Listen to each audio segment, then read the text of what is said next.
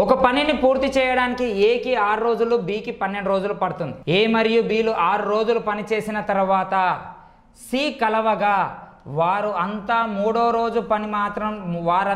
రోజు ఆ పనిని పూర్తి చేస్తారు. Key point. అదే పనిని చెయ్యడానికి సి ఒక్కడికే పట్టే కాలమే ఎంత? అదే పని చూద్దాం. 6కి 12కి ఎల్సిఎం ఎంత? 12. ఏ వాల్యూ ఎంత? 2. బి వాల్యూ ఎంత? 1. ఇద్దరు కలిసి 2 డేస్ చేసారు. 2 డేస్ చేస్తే 6 కంప్లీట్ అయిపోయింది.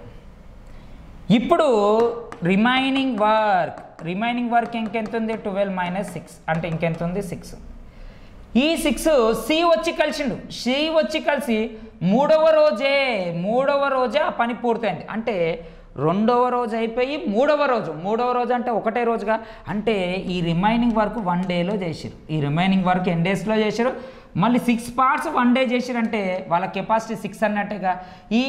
ఈ కెపాసిటీ 6 అన్నప్పుడు ఎవరిది కెపాసిటీ? ముగ్గురిది. ఆ ముగ్గురు ఎవరు? ఏ, బి, సి. ఏ వాల్యూ ఎంత? 2. బి వాల్యూ ఎంత? 1. అంటే ఆటోమేటిక్గా సి వాల్యూ 3 అవుతుంది కదా. ఇప్పుడు ఏమంటుండంటే సి ఈ 3 కెపాసిటీ తోటి ఈ 12 చపాతీలు తింటే సి ఒక్కడే ఆ పనిని చేయడానికి ఎన్ని డేస్ పడుతుంది? 4 డేస్ పడుతుంది. ఇది ఆన్సర్. ఓకేనా? సో మొత్తం క్వశ్చన్లోనే ఉంటుందమ్మా ఆన్సరు. బాగా గుర్తుపెట్టుకోండి, క్వశ్చన్లోనే ఉంటుంది ఆన్సరు, ఎక్కడికి పోదు. మీరు జస్ట్ ఇది కనుక్కోవడమే. లాజిక్ అంటే ఈ కీ పాయింట్ని చూసుకోండి.